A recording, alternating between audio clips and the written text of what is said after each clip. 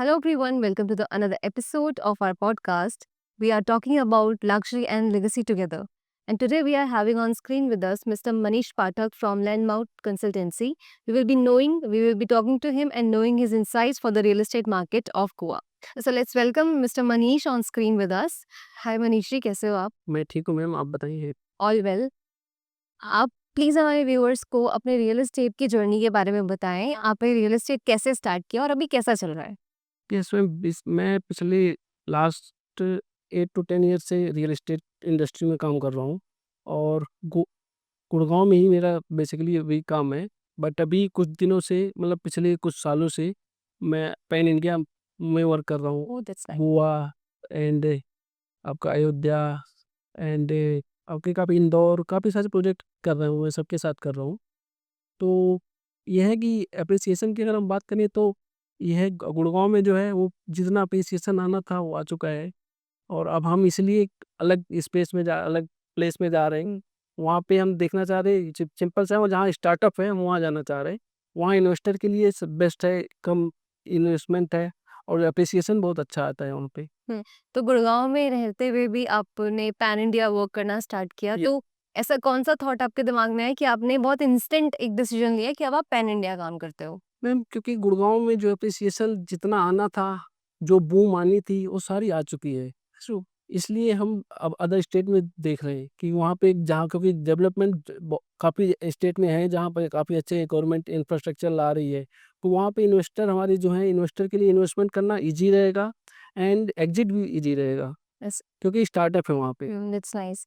तो अभी आप कौन-कौन सी 2 टायर या 3 टायर सिटीज़ को फ़ोकस कर रहे हो? कहाँ पर अभी आप काम कर रहे हो? अभी तो गोवा पे टारगेट है, गोवा कर रहे हैं हम।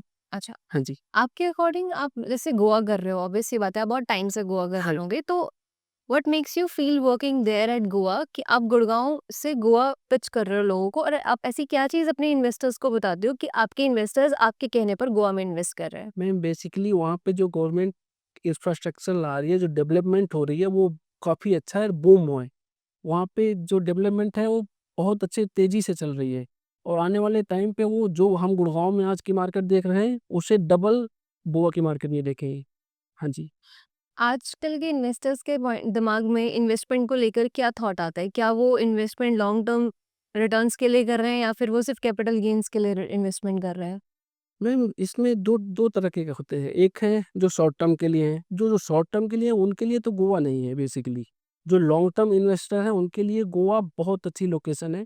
वहाँ पे अगर वो इन्वेस्ट करते हैं, तो आज वो ₹1 में एंट्री करते हैं, तो कल को वो मिनिमम ₹5 में वो एग्ज़िट कर सकते हैं। Yes, very nice. And actually मुझे लगता है किसी भी इन्वेस्टर के लिए बहुत अच्छा एक एस्पेक्ट होता है कि उसको रिटर्न्स कितना आ रहा है। येस, ऑफ कोर्स बाकी ROI. ROI matters, actually ROI matters. तो आप प्लीज़ बताएँ हमारे व्यूअर्स को क्या-क्या ऐसी डेवलपमेंट है जो कि गवर्नमेंट प्लान कर रही है गोवा की, जिसकी वज़ह से आपके इन्वेस्टर्स को अच्छा रिटर्न आएगा? मैम, वहाँ पे एक तो हाईवे सारी गवर्नमेंट बना रही है एंड वहाँ पे अपना मोपा इंटरनेशनल एयरपोर्ट है। एंड वहाँ पे जो कनेक्टिविटी है बहुत अच्छी है सर। वहाँ पे आपका जो एनवायरनमेंट है काफ़ी अच्छा है clean and environment. Fresh air वहाँ पे एंड जो नेचुरल व्यू है बहुत अच्छा है वहाँ पे। इसलिए वहाँ पे और प्लस वहाँ पे जो है रेंटर्स के लिए बहुत अच्छा है। टूरिज़्म बहुत ज़्यादा है वहाँ पे। टूरिज़्म क्योंकि वो Goa is only famous for tourism, tourism की वज़ह से ज़्यादा फेमस है। बट अब ऐसा हो गया है कि क्योंकि वहाँ की गवर्नमेंट बहुत ज़्यादा इनिशिएट कर रही है वहाँ के एरिया को एनहांस करने में, तो टूरिज़्म भी अपग्रेड हो रहा है, रियल एस्टेट भी अपग्रेड हो रहा है। That's truly understood.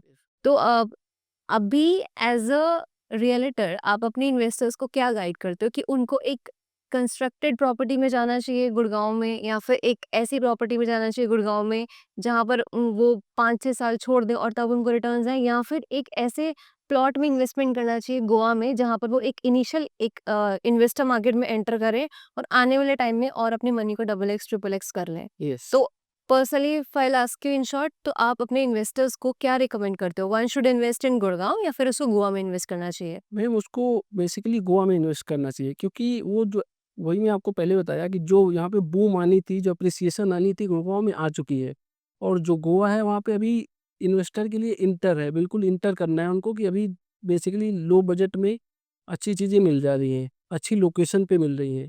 और जो अच्छी चीज़ें लो बजट में मिल रही है, वो एप्रिसिएशन आप गुड़गाँव की देख लीजिए आप पिछले 10 साल पहले देख लीजिए, कोई प्राइस नहीं था बिल्कुल, जो 300 स्क्वायर गेट मतलब 300 गज में अगर प्लॉट की बात करें तो मुश्किल से आपका लाख रुपए या 80,000 रुपए पर गज था। आज हम बात करें तो 2.5 लाख से नीचे कहीं भी गुड़गाँव में प्लॉट नहीं है। अब सेम वहाँ पे होना है। इससे डबल ही होना है वहाँ पे, क्योंकि वहाँ की एनवायरनमेंट बहुत अच्छी है। एनवायरनमेंट अच्छी है और आप थोड़ा-सा हमारे व्यूअर्स को ये भी बताएँ कि कौन-कौन सी और अपकमिंग डेवलपमेंट्स वहाँ पर गवर्नमेंट लेकर आ रही है? वहाँ पे क्रिकेट स्टेडियम आने हैं एंड बीचेज़ तो वहाँ पे ऑलरेडी हैं ही, ऑफ कोर्स, उसकी तो हम बात ही नहीं कर सकते।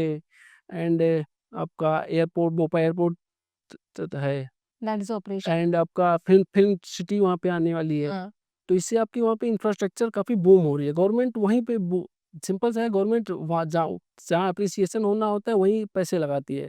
और जिस शहर को जहाँ पे वो गवर्नमेंट एप्रिसिएशन के लिए पैसे लगा रही है, वहाँ पे इन्वेस्टर के लिए बेटर रहेगा, टूरिज़्म के लिए बेटर रहेगा। हाँ जी। करेक्ट। तो एज़ अ रियलिटर आपको क्या लगता है कि किसी भी लोकेशन की कनेक्टिविटी या फिर वहाँ का इंफ्रास्ट्रक्चर इन्वेस्टमेंट के पॉइंट ऑफ व्यू से इन्वेस्टर का कितना मोरल बूस्ट करता है, कितना उसको कॉन्फिडेंस एनहांस करता है? Massive vote of confidence ma'am, काफ़ी ज़्यादा कॉन्फिडेंस देता है इंफ्रास्ट्रक्चर एंड कनेक्टिविटी से। इसको हम ऐसे देख सकते हैं, जैसे जब कहीं डेवलपमेंट होती है, रोड्स बनते हैं, हाईवे बनते हैं, तो वहाँ पे काफ़ी सारी बूम आने की संभावना होती है। तो वहाँ पे जैसे कोई बिज़नेस अपना करना चाहता है, तो उसको कम कॉस्ट हो, रिस्क कम हो, उसका बिज़नेस आसानी से चले, वो हर कोई यही चाहता है। तो वहाँ पे जैसे कहीं भी कोई भी गवर्नमेंट डेवलपमेंट लाती है या इन्वेस्टमेंट लाती है, तो वहाँ पे इन्वेस्टर के लिए 2 पॉइंट होते हैं। एक इन्वेस्टर क्या देखता है, उसमें उसकी प्रॉफ़िट कितना होता है एंड प्रॉफ़िट एफिशिएंसी कितनी होती है। एंड दूसरा ये है कि कोई भी कंपनी आ रही है वहाँ पे, या कोई टेक कंपनी आ रही है या फैक्ट्री आ रही है, तो वो स्मूथली रन करे वहाँ पे, बस यही चाहते हैं। इसलिए कनेक्टिविटी और इंफ्रास्ट्रक्चर बहुत ज़रूरी बहुत मैटर करता है।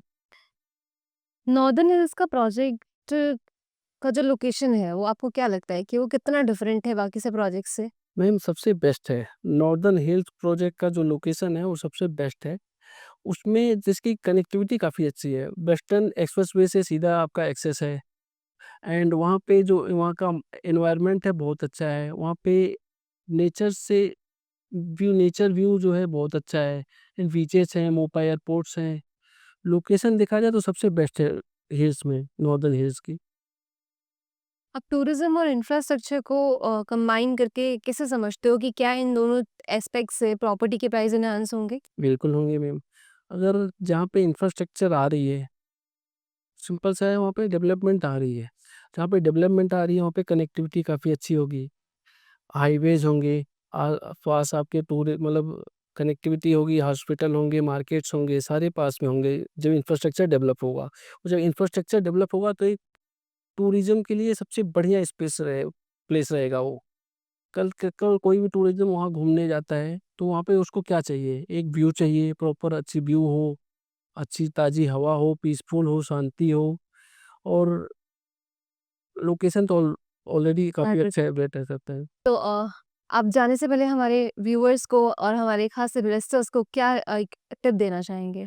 I will suggest every investor invest in developing market, not developed market. That was very, very nice. So thank you for being with us on this show and thank you for all the informations. Thank you so much. Thank you so much.